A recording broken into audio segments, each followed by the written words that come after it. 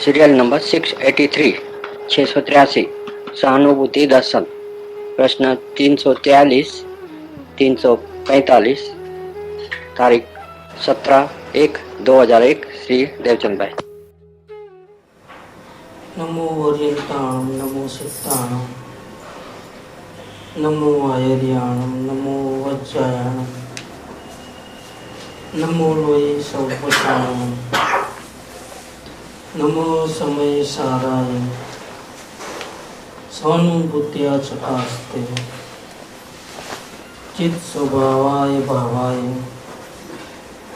सर्वभावान्तरच्छिदे मंगलम भगवान वीरो मंगलम गौतमो गणी मंगलम कुंद कुंदाय जैन धर्मोस्तु मंगलम सर्वमंगल मांगल्यम सर्वकल्याण कारकम प्रधानम सर्वधर्माणां जैनम जयतु शासनम ओंकार बिंदु संयुक्तम नित्यं ध्यायन्ति योगिनः कामदं मोक्षदं चैव ओंकाराय नमो नमः।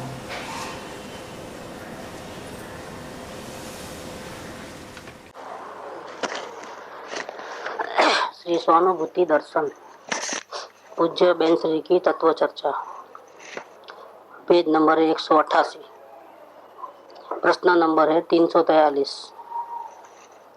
प्रश्न: आत्मा को प्राप्त करने में कैसी उग्रता चाहिए?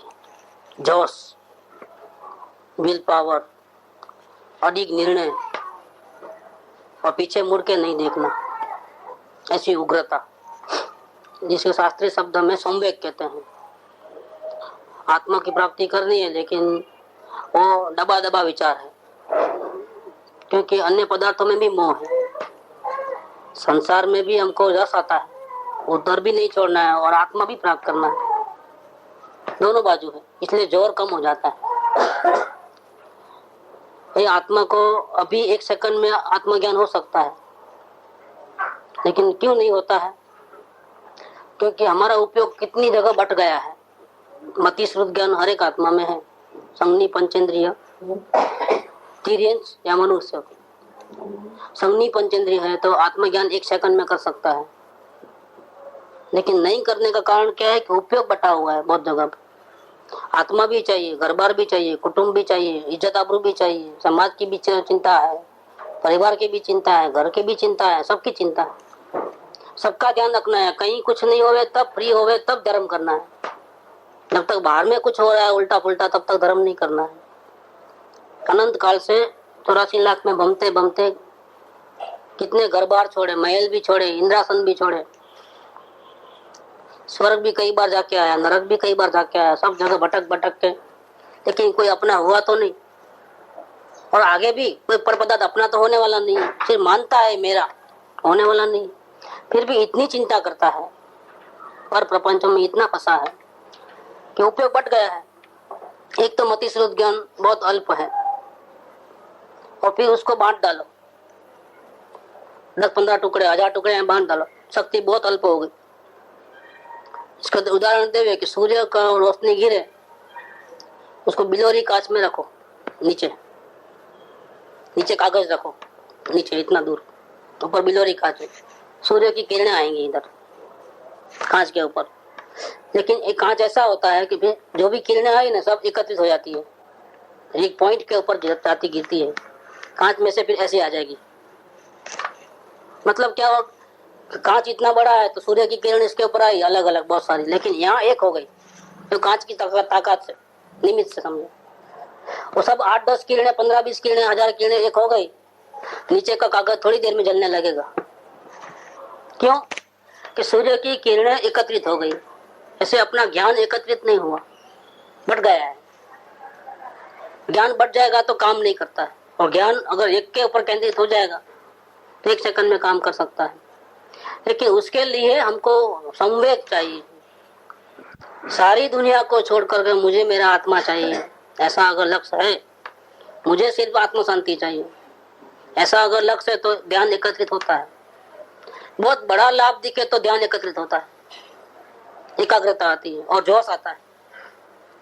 उग्रता आने के लिए एक तो मार्ग सरल लगना चाहिए, कठिन नहीं लगना चाहिए।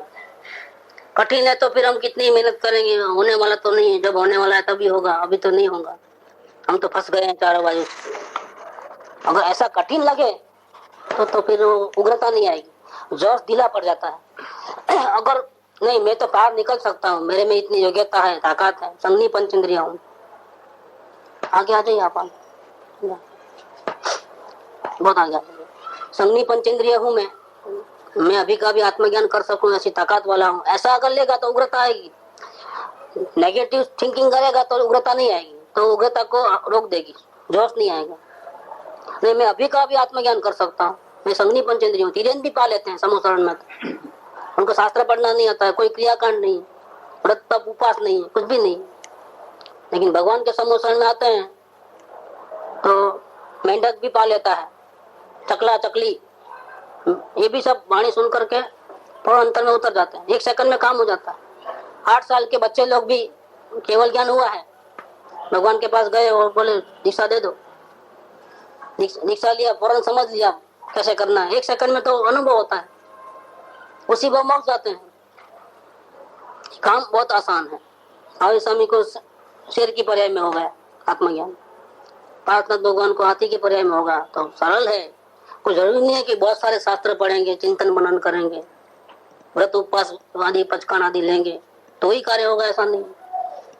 आत्मा को प्राप्त करना है तो उग्रता चाहिए, विल पावर, बहुत डिसीजन, निर्णय है। और आत्मा के लिए सब कुछ कुर्बान। मेरी आत्मा सर्वश्रेष्ठ है, मुझे नहीं चाहिए धन दौलत इज्जत आबरू, कुछ नहीं चाहिए, समाज का डर नहीं, परिवार की चिंता नहीं, शरीर की भी चिंता नहीं। आज मृत्यु आवे तो भले अभी आ जाए, लेकिन मुझे तो आत्म कल्याण करना है, ऐसा अगर डिसीजन ले ले तो उग्रता आती है।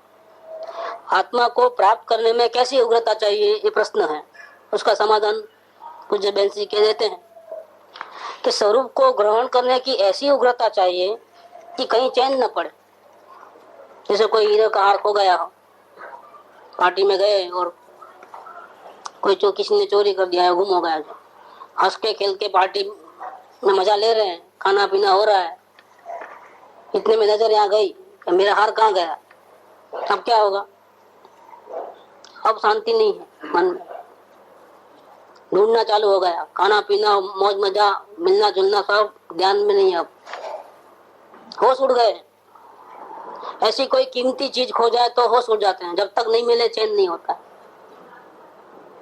मेले में अपना छोटा बच्चा खो गया, माँ बाप ढूंढते हैं, मिलता नहीं, पुलिस कंप्लेन पेपर में डालते हैं, टीवी में देते हैं, 2-4 दिन हो गए, अभी तक कोई पता नहीं है, तो क्या हाल है? जब से खोया है तब से 1 सेकंड में भूलते नहीं है। देखो 4 दिन तो कोई भूखे नहीं रहता है, दुकान में बंद नहीं कर देते, बच्चा नहीं मिलेगा तब तक, सब करते हैं कार्य, लेकिन शांति नहीं। सब खाते पीते, सब घर का कामकाज करते हैं, दुकान का कामकाज करते हैं, तो भी अंदर में अशांति अशांति। लड़का कहाँ खो गया, कहाँ होगा, किस हाल में होगा, खाना खाया होगा कि नहीं खाया होगा, क्या हुआ होगा उसका, ऐसा अंदर में अशांति बहुत रहती है। थोड़ी सी याद आते ही आंख में से आंसू निकल जाते हैं। ये क्या है? ये बेचैनी है। ऐसी बेचैनी हमको अपने आत्मा का दर्शन नहीं हुआ है, ऐसी होती है क्या? और ऐसी बेचैनी हो तो संसार का अपने आप पूरे जो भी 5 इंद्रियों का रस हो अपने आप फीका पड़ जाता है। खाते हैं, खाने का मजा नहीं है, टीवी देखते हैं, टीवी देखने का मजा नहीं है, कहीं जाना पड़ता है तो जबरदस्ती जाते हैं, बिना प्रयोजन कहीं जाते नहीं, प्रयोजन बस कहीं जाना पड़ता है तो भी जीव उचाट है, कहीं दिल नहीं लग रहा है। स्वरूप ग्रहण करने की ऐसी उग्रता चाहिए कि कहीं भी चैन न पड़े।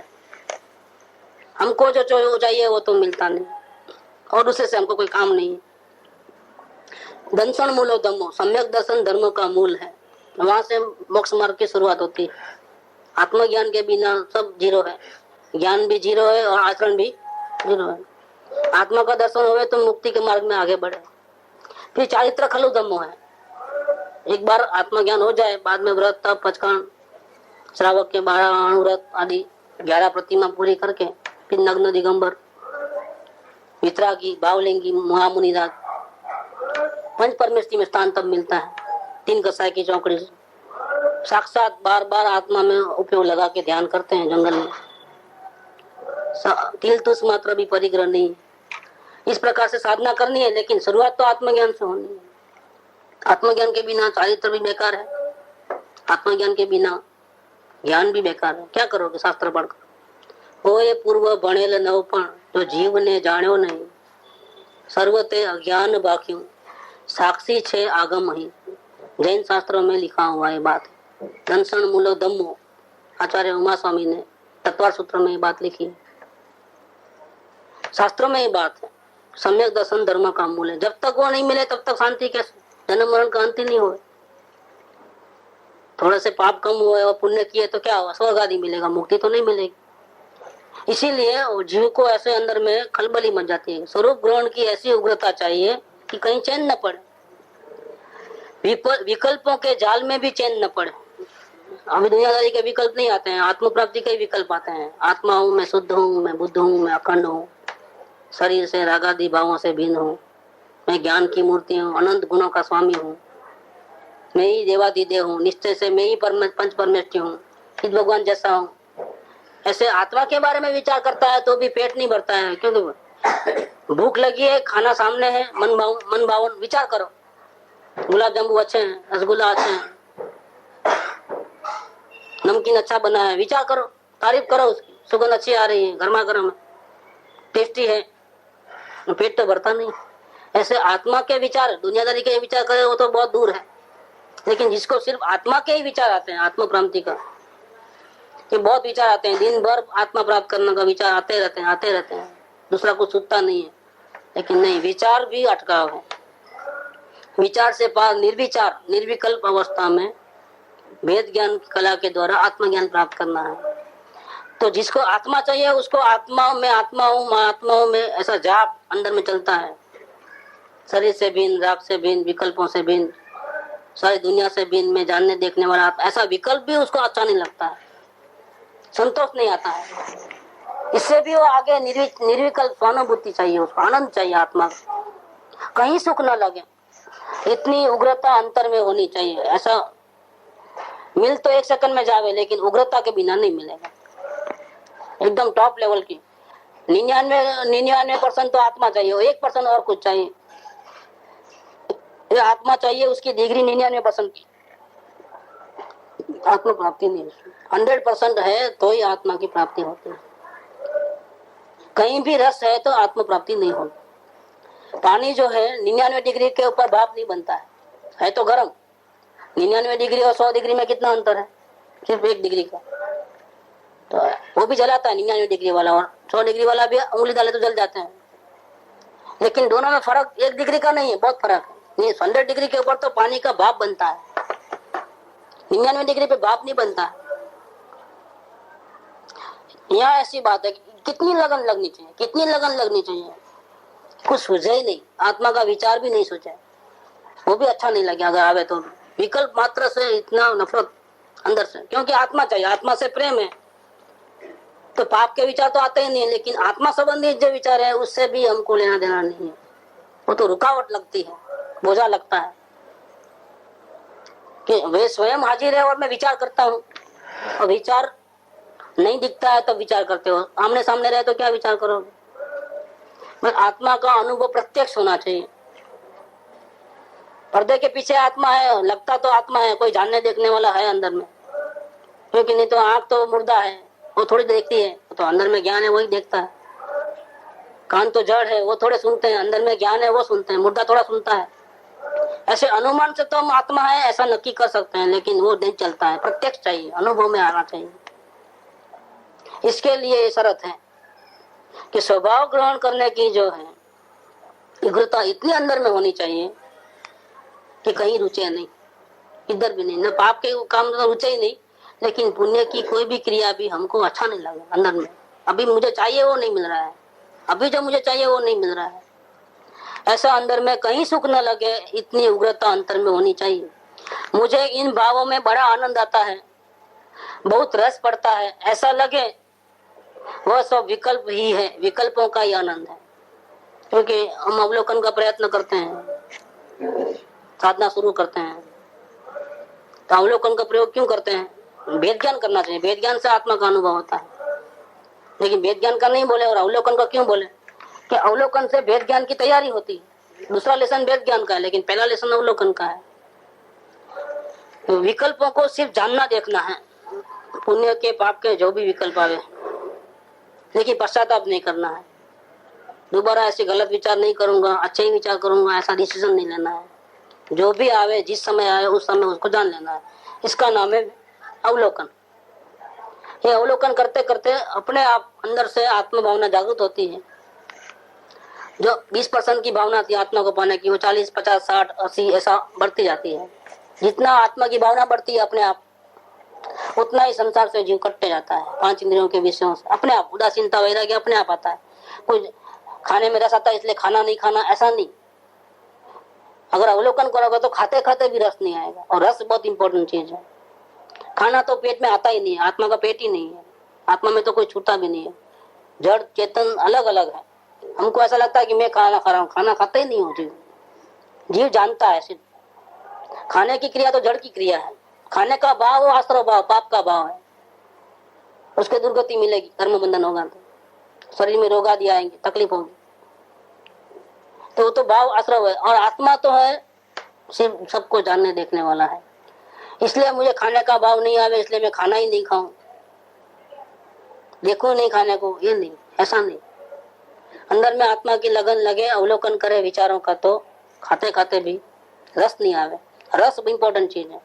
मतलब बिना भाव के खाना, बिना अंदर में कोई भाव नहीं है, और अपने आप भूख लगे तब अपने आप जड़ की क्रिया हो जा रही है, खाने का कार्य हो जा रहा है। जैसे हम एक जगह से दूसरी जगह जाते हैं, हैदराबाद से बम्बई जाते हैं, तो बम्बई का ही ध्यान रहता है क्या काम करना है वहाँ। बीच में बहुत से स्टेशन आते हैं, लेकिन वहाँ कोई देखने का, रुकने का कोई प्रयोजन नहीं है, लेकिन आते तो हैं। ऐसे जिसको आत्मा की लगन लगती है उसको सब खाने पीने की क्रियाएं वगैरह होती है, व्यापार धंधा भी होता है, लेकिन लगन जिसको है उसका निरंतर ध्यान किसका रहता है? आत्मा का ही ख्याल रहता है। खाते पीते तो खाने का रस नहीं है, तो खाते खाते भी वो आत्मा के ही, आत्मा चाहिए ऐसी भावना में ही रहता है। ऐसे रस टूटना है। क्रिया है तो बाद में जब चारित्र अंगिका करेगा तब आठम पाखी ऐसा करके शुरू करेगा आत्मज्ञान के बाद, श्रावक दशा में। फिर मुनि बनेगा तो खाने का विकल्प जब आएगा तभी आएगा। हो रोज तो खाना होता नहीं है, 2-4 टाइम तो होता नहीं है, वो तो एक टाइम खड़े खड़े आहार लेने का रहता है, क्योंकि आत्मा का आधार मिला हुआ है तो उनको जरूरत नहीं है इतना। लेकिन खाने का रस अभी से टूटना चाहिए, क्योंकि खाने का रस होवे, भाव होवे तो आत्मज्ञान नहीं होगा। भाव में तो सिर्फ आत्मज्ञान होना है, सुबह से लेकर के रात और दिन 24 घंटे। नींद में भी मुझे आत्मा चाहिए, ऐसा ही भाव रहना चाहिए।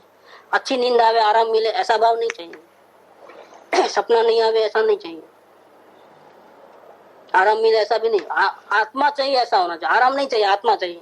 आत्मा के बाद ही सच्चा आराम मिलता है, मिलने के बाद। इसके पहले तो आराम मिलता ही नहीं। तो इन भावों से मुझे बड़ा आनंद आता है। अब क्या, विकल्पों को देखने से विकल्प शांत हो जाते हैं, कसाएं बंद हो जाती है, पाप के भाव तो बिल्कुल गायब जैसे हो जाते हैं, पुण्य के, आत्मा के, गुरु के विचार आते हैं, तत्व चिंतन मनन चलता है। तो ऐसे भावों में बहुत रस कम हो गया है संसार का, तो मंद कसाय अत्यंत हो गया है, तो एक प्रकार की शांति आती है अंदर में। और उसमें अगर वो मजे लेता है, बहुत रस आता है, आनंद आता है, ऐसा लगे तो वो किसका आनंद है? विकल्प कम हुए उसका आनंद है। पहले विकल्प बहुत आते थे, ममता ज्यादा थी, और ज्ञान का अभ्यास करने से, सिर्फ जानने देखने मात्र रहने से ममता कम हो गई, आत्मभावना जागृत हुई, वैराग्य बढ़ गया। अब कहीं रस नहीं आता है तो कसाएं कम हो गई तो आनंद आता है। वो आनंद कसाएं कम होने का है, आत्म प्राप्ति का आनंद नहीं है। कोई गाली दे रहे हो, हम गुस्सा नहीं करे, शांत रहे, तो कसाय कम होने का शांति है, आत्म प्राप्ति की शांति नहीं है। आत्म प्राप्ति की शांति अलग है, और कसाय कमजोर हो जाए उसकी शांति, उसका आनंद वो अलग प्रकार का है। तो मैं आत्मा हूँ, मैं आत्मा हूँ, ऐसा पीछे ध्यान में लगे, एकाग्रता करे, शास्त्र पढ़े, ऐसा करके बाहर की झंझट में छूटे, निवृत्ति ले लेवे, उपाधि से कम हो जाए तो उपाधि कम हुई है, लेकिन साधना नहीं हुई है। उपाधि कम होने का ज्यादा में से ज्यादा उपाधि थी, ज्यादा अशांति थी। उपाधि कम हुई तो अशांति कम हुई है, शांति नहीं मिली। शांति कब मिलेगी? जब आत्मा के दर्शन होंगे तब। इसके पहले शांति नहीं मिलेगी। तो वहां से साधना शुरू होती है, आत्मदर्शन से। इसके पहले उपाधियां कम होती है, कई जीव वहां फंस जाते हैं। उपाधि कम हो गई, अशांति कम हो गई, अशांति कम हुई, उसको शांति मिल गई ऐसा मान लेते हैं और वहां फंस जाते हैं। मेरे को मिल गया जो चाहिए वो, तो आगे का नहीं मिलेगा क्योंकि रास्ता बंद हो गया। अब मिल गया तो रास्ता बंद हो गया, तो पुरुषार्थ नहीं करेगा वो, यहीं रुक जाता है। नहीं, यहाँ से भी आगे बढ़ना है तो यहाँ आनंद नहीं आना चाहिए। मंद कसा हो जाए, पाप के विचार नहीं आवे, ऐसा हो जाए, सिर्फ पुण्य के विचार आवे। कसा है अत्यंत शांत हो, कोई गाली देवे तो भी गुस्सा नहीं आवे, मारे तो भी गुस्सा नहीं आवे, गुस्सा तो जाने तो मन में भी द्वेष भाव नहीं आवे, ऐसा भी अगर हो जाए, अत्यंत मंद कसा हो जाए, तो क्या होता है? अशांति कम हो जाती है, शांति नहीं मिलती है। उसमें अगर आनंद आया, इन भावों में मुझे बड़ा आनंद आता है, बहुत रस पड़ता है, ऐसा लगे, ऐसा अगर अपने को लगे मन कसाय में, तो वह सब विकल्प ही है। विकल्पों का ही आनंद है, आत्मा का आनंद नहीं है। आनंद तो चैतन्य द्रव्य के अस्तित्व में से आना चाहिए। आनंद कहाँ से आना चाहिए? आत्मा में से आना चाहिए। बाहर में उपाधि कम होवे, अशांति कम हो जाए और उसको शांति मान लेवे, धोखा हो जाएगा। आनंद तो अंदर आत्मा को देखने मात्र से और अंदर से आना चाहिए। अंदर से आवे वो सच्चा। जब अंदर से आएगी तो सारी इच्छाएं खत्म हो जाएगी, सारी माने मोक्ष की भी इच्छा नहीं रहेगी। क्यों? कि आत्मा तो मोक्ष से भी बड़ा है। आत्मा का मोक्ष कब मिलेगा? आत्मा श्रावक बनेगा, आत्मा साधु बनेगा, आत्मा उपाध्याय बनेगा, आचार्य बनेगा। बलियारी किसकी है? बलियारी पद की नहीं है, बलियारी आत्मा की है। क्योंकि आत्मा अपने आराधना करेगा तो आत्मा में जो शक्ति पड़ी है वो डेवलप होते होते वो परमात्मा बनेगा। अभी परमात्मा ही है आत्मा, सभी जीव परमात्मा है, लेकिन शक्ति डेवलप नहीं है। तो बड़ा कौन? मुक्ति बड़ी कि आत्मा बड़ा? सिद्ध भगवान किसका ध्यान करते हैं? मोक्ष का ध्यान करते हैं कि अपनी आत्मा का ध्यान करते हैं? अरिहंत भगवान किसका ध्यान करते हैं? आचार्य उपाध्याय साधु किसका ध्यान करें? वो अपने आत्मा का, क्योंकि आत्मा मूल्यवान है। जिसको आत्मा मिल जाएगा उसको मुक्ति की भी चिंता नहीं रहेगी, भाव भ्रमण का डर नहीं रहेगा, क्योंकि मुक्ति अब हाथ में ही है। आत्मदर्शन होते ही सारे विकल्पों का बोझा हट रहा है, कुछ पाना नहीं है, अब सब कुछ पा लिया। जिसको देखना था देख लिया। जेणे आत्मा जान्यो तेणे सर्व जान्यो, सब कुछ आ गया अब इसके अंदर। तो अनंत तो चैतन्य द्रव्य के अस्तित्व में से आना चाहिए। अस्तित्व माने क्या? हाजिर हाजिर तो है लेकिन दिखता नहीं है, तो सही लेकिन मालूम नहीं है कैसा है, अनुभव नहीं है तो सही। सदगुरुदेव कहते हैं, जैन आगम कहते हैं, साइंटिस्ट भले ही न माने आत्मा जैसी चीज, लेकिन जैन धर्म के अनुयायी तो उनको पक्का है कि मैं आत्मा हूँ, जानने देखने वाला हूँ, ऐसा गुरु ने कहा है तो भी स्वीकार है। मुर्दा नहीं देखता है, मुर्दा नहीं सुनता है, आत्मा अंदर में है, वो कार्य करता है। जानने देखने का कार्य वो उसको होता है, ठंडी गर्मी का एहसास उसको होता है, जानने में आत्मा है। होने पर भी वो दिख नहीं पाता है, देखने की कला नहीं मालूम, इसलिए नहीं दिखता है। एक सेकंड में देख सके लेकिन कला के बिना नहीं हुए, प्रैक्टिस के बिना नहीं हुए। प्रैक्टिस पहले अवलोकन की करके निर्विकल्प होना है, फिर वेद ज्ञान का प्रयोग करके आत्मा को प्रत्यक्ष देखना है। अभी निर्विकल्प ही नहीं होता है, एक सेकंड के लिए भी निर्विकल्प नहीं होता है। चक्की चल रही है राग द्वेष की, पाप पुण्य की, विचार हटते नहीं, वो अवलोकन की साधना के बिना नहीं हटेंगे। निरंतर अवलोकन की साधना होगी, विचारों को देखने का सिर्फ, ऐसा निरंतर नहीं चलेगा। साधना में अधूरास होगी कहीं भी, इसलिए निर्विकल्प नहीं होता है। प्रैक्टिस करते करते बराबर अगर 24 घंटे की साधना रखेगा तो निर्विकल्प हो जाएगा। निर्विकल्प होगा जब पानी में तरंग नहीं होगी, बिल्कुल शांत होगा, तभी अपना मुंह देखेगा। जब तक राग द्वेष के भाव है, पुण्य पाप के भाव है, तब तक धर्म ध्यान नहीं हो सकता है, आत्मा का दर्शन नहीं हो सकता है, सम्यक दर्शन नहीं हो सकता है। जरूरत क्या है? आत्मा की भावना पूर्वक ज्ञान की आराधना से पहले निर्विकल्प होना जरूरी है। राग द्वेष से संपूर्ण मुक्ति, बड़े 1 मिनट के लिए भी, 1 सेकंड के लिए भी, इतना काफी है आत्मदर्शन करने के लिए। फिर भले बाद में आ जावे, एक दफे तो निर्विकल्प होना है। एक भी अंश मात्र भी बुद्धि पूर्वक का राग और द्वेष अंश मात्र भी नहीं होना है। इसके लिए अवलोकन की साधना है कि विचार जो ज्यादा थे वो अपने आप कम होते होते होते होते होते होते आखिर में वो 1 सेकंड के लिए भी बंद हो जाते हैं। अच्छी साधना करे तो 2-4 सेकंड बंद हो जाते हैं, फिर और अच्छा साधना करे तो 1 मिनट तक भी बंद हो जाते हैं। तो वो जो गैप मिल जाता है उसमें वो आत्मदर्शन भेद ज्ञान की कला से कर सकता है, और वो आसानी से होता है, उस टाइम में आसानी से होता है। या मन में ढेर सारे विकल्प करना नहीं करना ऐसा पड़ा है, राग द्वेष के कई प्रकार के भाव चल रहे हैं और हमको आत्मदर्शन करना है तो नहीं होगा, ये संभव नहीं है। निरिकल अवस्था में स्वानुभूति हो सकती है। विकल्प है, आत्मा का ही विकल्प क्यों ना हो, सदगुरुदेव का विकल्प क्यों ना हो, पंच परमेष्ठी का विकल्प क्यों ना हो, आत्मदर्शन नहीं होता। पुण्य भाव होगा, स्वर्ग में जाओगे, लेकिन आत्मा का दर्शन नहीं हो सकता ऐसे भावों के साथ आत्मदर्शन, क्योंकि पुण्य और पाप दोनों जैन शास्त्र में आश्रव तत्व के अंदर आ गए हैं। 7 तत्वों के अंदर पुण्य पाप का जो हिसाब किताब है वो आश्रव तत्व में है, और जब संवर होता है तो आत्मा में लीनता होती है, सम्यक दर्शन, तब कोई भी विकल्प नहीं होता है, न पुण्य के न पाप के। आश्रव तत्व 7 तत्वों का नाम है, जीव, अजीव, आश्रव, बंध, संवर, निद्रा और मोक्ष। 7 प्रकार है। इसमें जीव अजीव है तो द्रव्य है, और बाकी के जो 5 हैं, आश्रव, बंध, संवर, निद्रा, मोक्ष, ये अवस्थाएं हैं। तो जीव अब जो अपने को नहीं जानता है तो अन्य पदार्थों में मोह करता है, तो रागद्वेष होते हैं। उसको रागद्वेष का नाम शास्त्र की भाषा में आश्रव किया। वो 2 प्रकार के होते हैं, एक पाप रूप होते हैं और एक पुण्य रूप होते हैं। कुछ भी विचार हो तो उसमें 2 हिसाब किताब, कोई भी विचार चाहे अच्छा हो चाहे बुरा हो, उसको शास्त्र में आश्रव तत्व कहा है। ये जीव की अवस्था में होता है, जीव में नहीं होते हैं। आश्रव अलग है, जीव अलग है। जीव तो सिर्फ जानने वाला है, लेकिन अपने को जब अपना भान नहीं है और उपयोग बढ़ जाता है और रागद्वेष जब होता है, तब वो आश्रव तत्व उस जीव की अवस्था में भाव आश्रव होते हैं। तब कर्म आकर के बनते हैं कार्बन शरीर में, उसको बोलते हैं द्रव्य आश्रव। ऐसे अजीव के पुद्गल परमाणुओं के भी 5 अवस्था है, आश्रव, बंध, संवर, निद्रा, मोक्ष। और यहाँ पर जीव की अवस्था में भी भाव आश्रव, भाव बंध, भाव संवर, भाव निद्रा और भाव मोक्ष, ऐसा शास्त्र की भाषा है।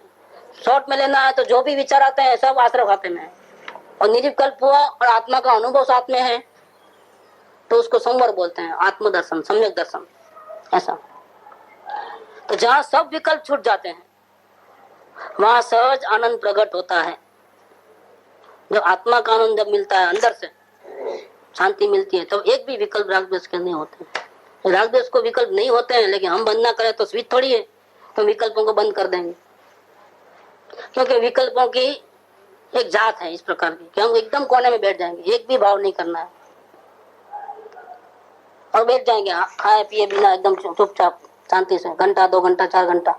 विकल्प आएंगे कि नहीं आएंगे? विकल्प करना नहीं है, लेकिन आ जाते हैं कि नहीं आ जाते हैं? आते हैं। इसको क्या बोलते हैं कि भूतकाल में जो अनंत जन्मों के संस्कार हैं, उस वक्त ये विचार हम नहीं करना चाहे तो भी आएंगे, चल रहे हैं, आप उनको रोक नहीं सकते। ये पूर्व कर्म की संतति। रोकने का एक ही तरीका है, ज्ञान बल जागृत हुआ, आपकी आराधना चालू हुई, तो उसके बल से वो रुक सकते हैं थोड़ी देर के लिए। अभी इतनी ताकत नहीं है कि अरिहंत परमात्मा के जैसे सारे कर्म रुक जावे, तो संपूर्ण रागद्वेष से मुक्त हो, ऐसा ऐसी दशा नहीं है।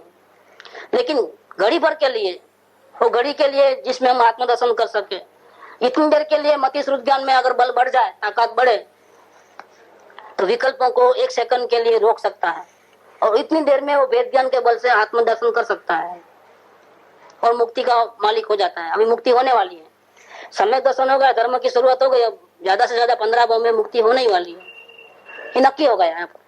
इसके पहले नक्की नहीं है कितने जन्म बाकी है अभी, तो आत्मदर्शन नहीं है तो कोई नक्की नहीं है।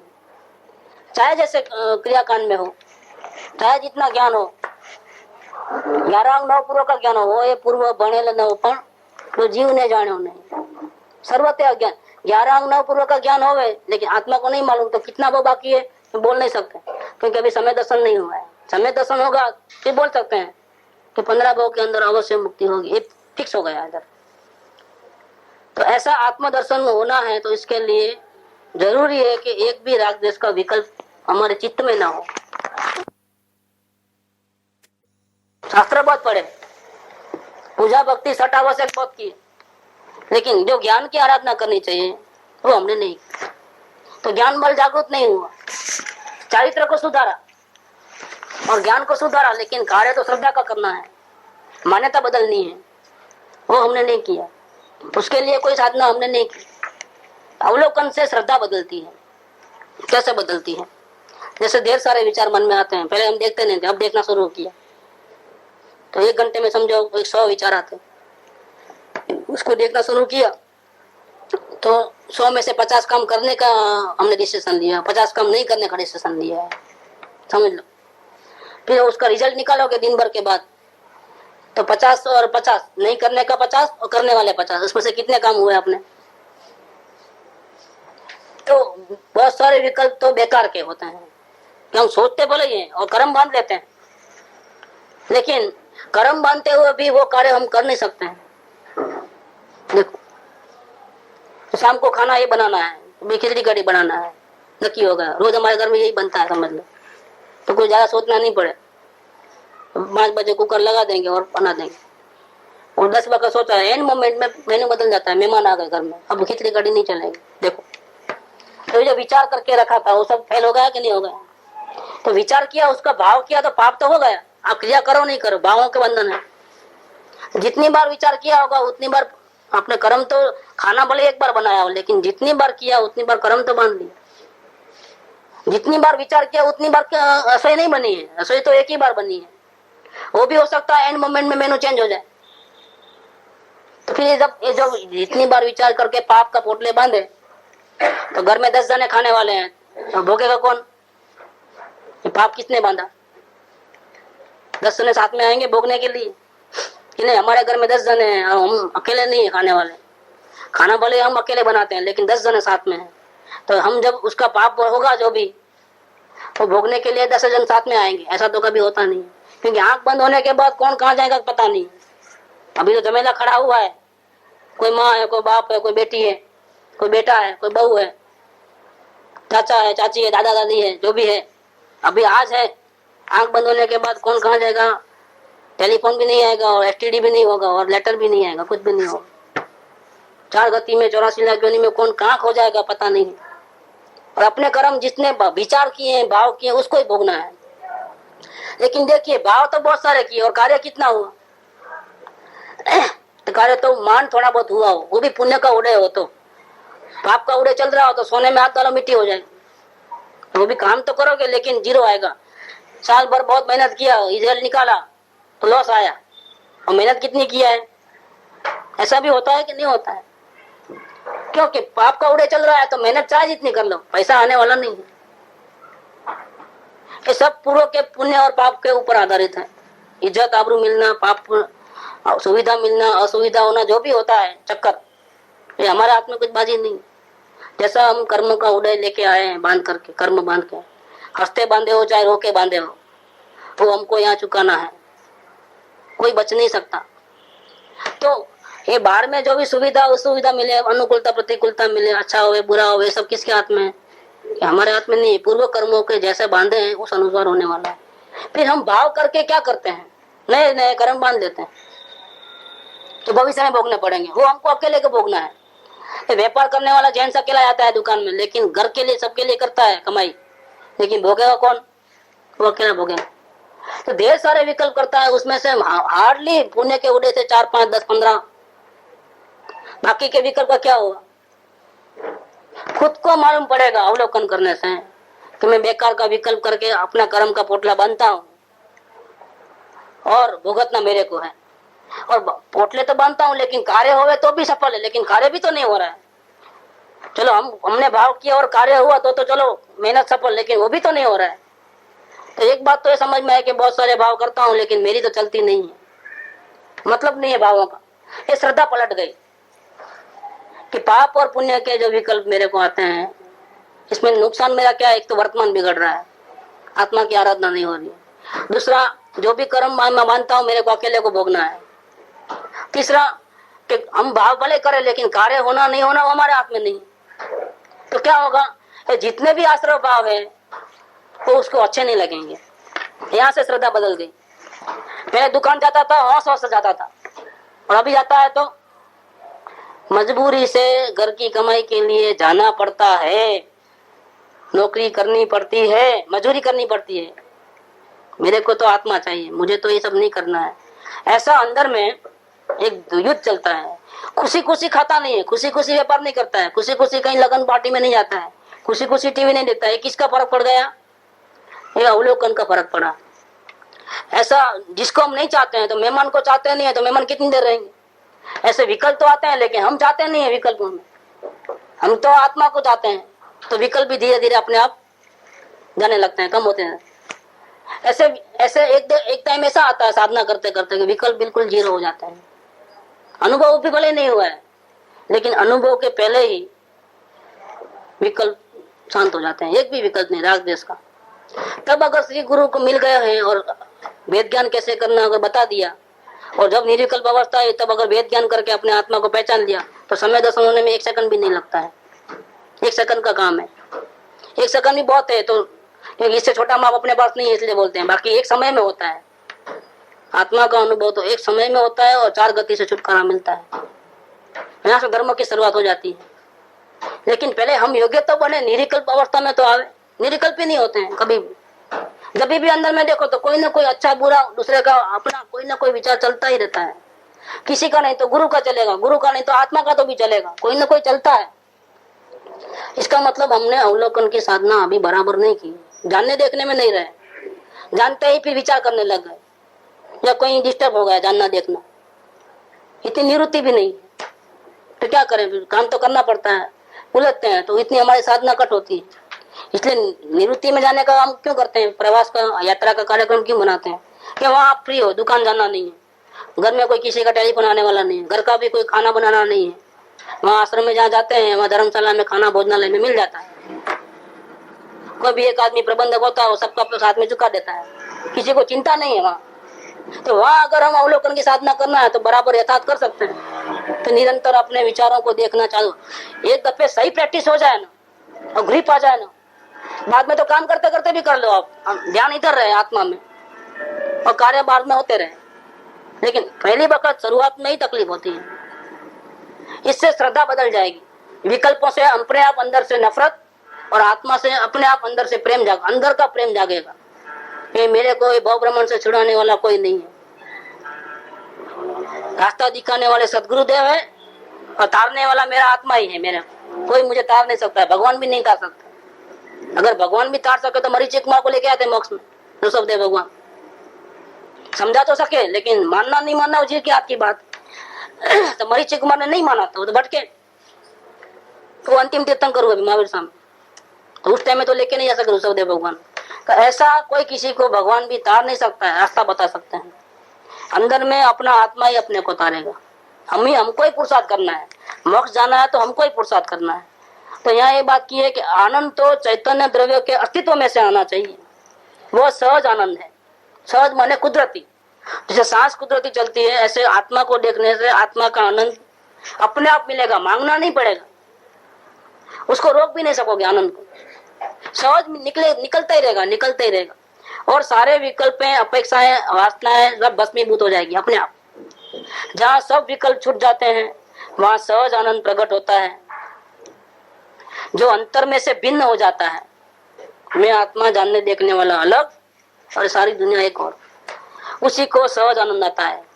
किसी को थोड़ा भी पर पंचायती है, ये अपने आत्मा संबंधी भी विकल्प है, अभी अलग नहीं हुआ है, जानने देखने वाला मात्र नहीं रहा है, तो भिन्न नहीं होता है, तो उसको आनंद नहीं आता है। जो भिन्न हो गया आत्मा संबंधी विकल्प से भी, वो भिन्न हो गया, सिर्फ जानने देखने वाला रह गया, उसी को सहज आनंद आता है। वहां कोई कृत्रिमता नहीं होती कि मुझे बड़ा आनंद आया, तथा उसकी दृष्टि भी आनंद के ऊपर नहीं होती है कि आनंद कितना आ रहा है, उसकी नजर कहाँ रहेगी। जैसे किसी से लोन दिया है तो हमारी नजर कहाँ रहेगी, ब्याज पे पर रहेगी कि असल मूड़ी पे रहेगी। हमने किसी को लाख रुपया दिया है तो ब्याज बराबर आता है तो खुशी हो जाएंगे कि रकम मिलेगी तब खुशी होंगी।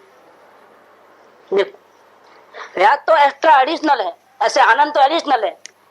वो तो चाहे जितना मिले तो भी हमारी नजर कहाँ रहेगी, हमारी नजर तो हमारे आत्मा में रहेगी। क्यों कि आत्मा सलामत तो आनंद निकलते रहेगा और साधना बढ़ेगी, और आत्मा ही नहीं है तो साधना ठप हो जाएगी। तो आनंद का भी क्या करोगे, आनंद मिलेगा भी नहीं। इसीलिए जिसको आत्मा मिल जाता है उसकी नजर आत्मा में से जो आनंद निकलता है उसके ऊपर भी नहीं रहती है। अगर वहां नजर रखेगा तो आनंद बंद हो जाएगा, वापिस उसको आत्मा पे नजर करनी पड़ेगी तब वापिस आनंद आएगा। आनंद के ऊपर नजर करने से आनंद नहीं आता है, उसकी आनंद पर भी दृष्टि नहीं होती। मुझे आत्मा का आनंद नहीं चाहिए, ब्याज नहीं चाहिए, मुझे मूड़ी चाहिए, आत्मा चाहिए कि जिसको देखने से हमेशा के लिए मुझे आनंद में रहना होगा। एक क्षण भंगुर आनंद नहीं चाहिए मुझे, टेम्पररी सुख नहीं चाहिए मुझे जहां से हमेशा सुख निकलता रहे, ऐसा जो मेरा अपना है, जो मुझे छोड़ के कभी जाता नहीं है, जो मेरा स्वरूप है, स्वभाव है, वो मुझे चाहिए। फिर तो आनंद मुफ्त में मिलता है। जिसको आत्मा हाथ में आ गया तो आनंद तो मिलने ही वाला साथ में, लेकिन जिसको आनंद चाहिए उसको आत्मा नहीं मिलता। ये बात है। जो अपने अस्तित्व को ग्रहण करता है, अपनी मौजूदगी को, अपने अस्तित्व मूल स्वभाव को ग्रहण करता है, मने देखता है, ऐसे आत्मा में कोई हाथ पैर तो है नहीं कि वो उसको चीज को उठा लेगा। ये देखना ही, जानना ही उसका ग्रहण है। जैसे नजर बाहर पड़ी है 5 इंद्रियों के विषयों में, वो नजर हट करके वो ज्ञान जहां से निकलता है वहां आत्मा में नजर चले जाए तो उसको ही बोलते हैं आत्मा का ग्रहण, उसको ही बोलते हैं सम्यक दर्शन। तो जो अपने अस्तित्व को ग्रहण करता है, इस प्रकार से अपने आत्मा को देखता है और सम्यक दर्शन की प्राप्ति करता है, उसे अंतर में से सहज आनंद प्रकट होता है। विकल्प करके आनंद का वेदन नहीं करना पड़ता, सोच करके, जैसे कि बहुत तारीफ करके रसगुल्ले की और आनंद मिले, ऐसा आनंद नहीं है। खाने से जो आनंद मिलता है वो आनंद है। तारीफ बहुत करे, खुशी खुशी मारे, वो आनंद भी है, लेकिन वो अलग क्वालिटी का है। आत्मा के विकल्प से जो आनंद मिले वो अलग है, और अपने आत्मा का अनुभव करके जो आनंद मिलता है वो अलग है। तो विकल्प करके आनंद का वेदन नहीं करना पड़ता। विकल्पों की दिशा है बाहर की, वो सारी पलट करके अंतर्मुख होकर के जहां से ज्ञान निकलता है वहां दृष्टि लगाए तो विकल्पों से छूटे तो सम्यक दर्शन प्रकट होता है। पहले ऐसा वेद ज्ञान आत्मा को देखने की धारा प्रतिक्षण होनी चाहिए, प्रैक्टिस निरंतर होनी चाहिए कि मैं विकल्पों से भिन्न हूँ, चाहे पुण्य के विकल्प क्यों न हो, मेरे को इसमें हित नहीं है और मैं इससे बिल्कुल अलग हूँ, मैं उसका जानने वाला हूँ। पुण्य के विकल्प मैं नहीं, मैं तो उसका जानने वाला, मैं विकल्पों से भिन्न हूँ। पहले गायक की धारा हो, जानने जानने जानने जानने मात्र रहे, कहीं भी हेरा फेरी नहीं करे, ये करना है और ये नहीं करना है, ऐसा नहीं, सिर्फ जानने देखने मात्र, वो भी किसके अंदर में आश्रमों के जानने देखने मात्र। ऐसे जानने देखने मात्र मतलब गायक की धारा हो तब निर्विकल्प दशा आती है। गायक की धारा नहीं है, करने धरने में लग गया है, अपने को वहां उलझा दिया है, किधर भी कहीं भी करने और नहीं करने में, और जानने देखने मात्र नहीं रहता है तो निर्विकल्प दशा नहीं होती है, तो भी समय दर्शन भी नहीं होगा। पहले गायक की धारा हो तब निर्विकल्प दशा आती है, और निर्विकल्प दशा आती है तब श्री गुरु के समझाने के अनुसार अगर वो भेद ज्ञान करे तो आत्मा का अनुभव 1 सेकंड के अंदर हो सकता है। या ऐसा करके आत्मा को प्राप्त करने की कैसी उग्रता होनी चाहिए, इसका यहाँ पर इन्होंने समाधान दिया है। अभी किसी को प्रश्न है तो बोलिए, इसके बारे में प्रश्न है तो चर्चा करें। इसके 5-10 मिनट है अभी।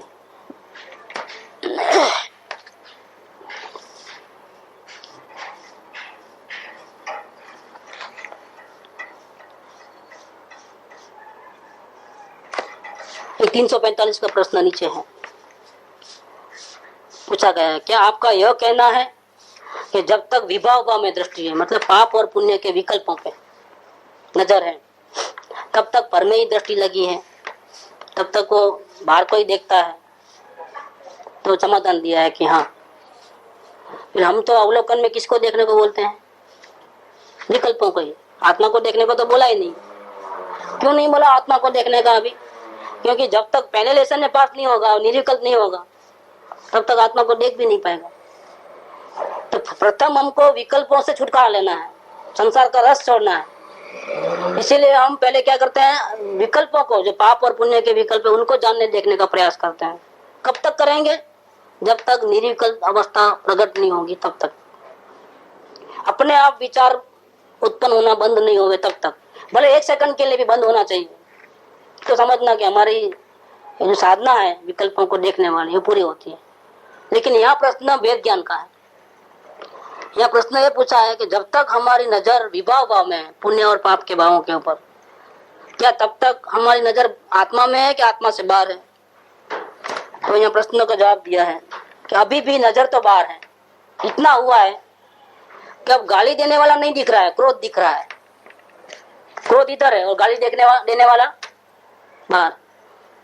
तो हुआ क्या कि पहले गाली देने वाले को देखते थे तो गुस्सा बढ़ता रहा, और गाली सुनते ही हमको जो यहाँ क्रोध आया उसको देखा तो क्या हुआ, तो वहां देखना बंद होगा तो गुस्सा बढ़ता नहीं है, और क्रोध अंदर में आता है तो उसकी जो पीड़ा आत्मा को होती है वो भी मालूम पड़ती है, तो क्रोध अपने आप हम छोड़ देते हैं, क्योंकि कोई अपना हाथ तो काटेगा नहीं। क्रोध यहाँ हुआ है तो हमको सामने वाले को नहीं सुधारना है, हमको अपने को सुधारना है। तो हम किसको देखेंगे, गाली देने वाले को देखेंगे कि अंदर क्रोध को देखेंगे, कि पहले फर्स्ट तो क्रोध को देखना है ताकि वो खत्म हो जाए। तो फायदा क्या हुआ कि बाहर से तो कम से कम छूट गए, संसार के प्रपंच से छूट गए। रसगुल्ले को नहीं देखना है, रसगुल्लों को खाने का जो भाव है उसको देखना है। तो क्या हुआ, रसगुल्ले के ऊपर नजर हट गए तो प्रेम नहीं बढ़ता है, वहां का जो मोह के कारण प्रेम बढ़ता था वो नहीं बढ़ता है। तो खाने का भाव को देखते हैं तो उसमें जो इच्छा के कारण जो आकुलता, टेंशन, दुख होता है वो दुख अच्छा नहीं लगता है, तो खाने का भाव भी अपने आप देखने मात्र से कम होता है। तो मैं नहीं खाऊंगा ऐसा नहीं, देखने मात्र से कम होता है अपने आप। तो पहला जो लेसन है वो निरिकल्प अनुभूति, निरिकल्पता लाने का है, और दूसरा जो लेसन है भेद ज्ञान वाला वो अपने आत्मा को ग्रहण करने वाला है।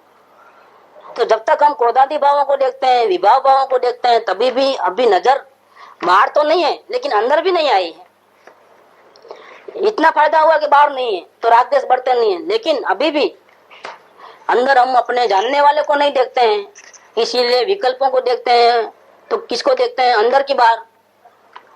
भले विकल्प अंदर है लेकिन अंदर में, इससे भी अंदर गुफा के अंदर भगवान है, स्वयं है। तो फिर अभी हम अंदर है कि बाहर है, नजर तो बाहर नहीं है क्योंकि क्रोध आदि भाव अंदर है, तो नजर तो अंदर चले गई भावों को, लेकिन फिर भी हम बाहर हैं। बाहर की दृष्टि से देखे तो हम अंदर हैं, लेकिन अंदर जो भगवान की दृष्टि से देखे तो हम बाहर हैं। ये प्रश्न है यहाँ कि क्या आपका यह कहना है कि जब तक विभाव भाव में दृष्टि है तब तक पर में ही दृष्टि लगी है? तो समाधान क्या आया कि हाँ, भले ही तुम बाहर से छूट गए हो, अंदर क्रोधादि भावों को, पुण्य पाप के भावों को देखते हो, लेकिन तुम अभी भी बाहर हो, तुम अभी भी आत्मा तक नहीं पहुंचे हो। पर की ओर दृष्टि लगी है, उसकी दृष्टि की ही दिशा ही पर की ओर है, दृष्टि की दिशा स्व की ओर आई नहीं है, क्योंकि भावों को देखता है, क्रोधादि भावों को, पुण्य पाप के भावों को, लेकिन पुण्य पाप के भावों को जानने वाला कौन, उसको नहीं देखता है। जो क्रोध को जानता है ज्ञान, वो ज्ञान को नहीं देखता है, वो किसको देखने में लगा अभी, क्रोध को, या पुण्य पाप के भाव, भक्ति के भाव आवे, गुरु की भक्ति के भाव आवे, सदगुरु की भक्ति के भाव आवे, पंच परमेश्वर की भक्ति के भाव आवे, ऐसे विकल्प आवे। कब आत्मा को प्राप्त करूंगा, ऐसे भावना वाले भाव आवे। कब मेरा छुटकारा होगा, ऐसे विकल्प भी आवे। तो अभी नजर कहाँ चली गई, अभी अंदर नहीं गई, अभी भी नजर बाहर है। स्व को ग्रहण किया ही नहीं है, उसने दृष्टि की दिशा नहीं बदली है। यदि दृष्टि की दिशा पर की ओर है तो उसमें समस्त पर आ जाते हैं। अभी भी वो संसार से जुड़ा हुआ है, अभी भी वो कहाँ जुड़ा हुआ है, संसार के साथ। ये जीवों के जो डिवीजन करते हैं तो सिद्ध कितने और संसारी कितने, कि आर्यन भगवान से लेकर के जितने भी जीव है संसार में चले गए, और केवल ज्ञान तो होगा आर्यन भगवान को। फिर भी अभी 4 अघाती कर्म बाकी है, सशरीर है। इसलिए जो 2 डिवीजन करेंगे तो सिद्ध परमात्मा जो, उनको सिद्ध में रखा है, और बाकी आर्यन भगवान से लेकर के सबको कहाँ रखा है, संसार में। क्योंकि अभी आयुष्य का कर्म का भोगवटा बाकी है, अभी सशरीर अवस्था है। 13वें गुणस्थान में, अभी 14वां गुणस्थान पार होकर के जाएंगे जब अंदर में लास्ट सिद्ध शिला में विराजमान हो जाएंगे हमेशा के लिए, तब सिद्ध बनेंगे। इसके पहले के जितने भी जीव हैं सब जो सिद्ध नहीं है वो सब किसको से है, भले फिर इसमें परमात्मा भी हो, ज्ञानी भी हो, अज्ञानी भी हो, पंचेंद्रिय हो, एकेंद्रिय हो, कोई भी हो, सब संसार में ऐसे यहाँ है कि भले हम बाहर वालों को नहीं देखते हैं, अभी बाहर में किधर रस नहीं है, लेकिन अभी किधर देखते हो, विकल्प को देखते हो कि विकल्प को जानने वाला कौन, वो जानने वाले को देखते हो। तो नहीं, अभी भी हम विकल्प को देखते हैं, तो भैया तुम बाहर हो, बाहर से अंदर हो, लेकिन अंदर की दृष्टि से तुमको सम्यक दर्शन प्राप्त करना है तो किधर देखना है, जो जानने वाला है उसको डायरेक्ट देखना है। बीच में किसी का भी आधार नहीं चाहिए, मन का भी आधार नहीं और 5 इंद्रियों का भी आधार नहीं। ये बात 345 में यहाँ प्रश्न का समाधान दिया है। अपना समय पूरा हुआ है। सुखदाम अनंत सुसंत छहि दिन रात रहे सतज्ञान हर साथी अनंत सुदामय जय पदते परते जय पदते परते बोलो परम उपकारी सदगुरु जय।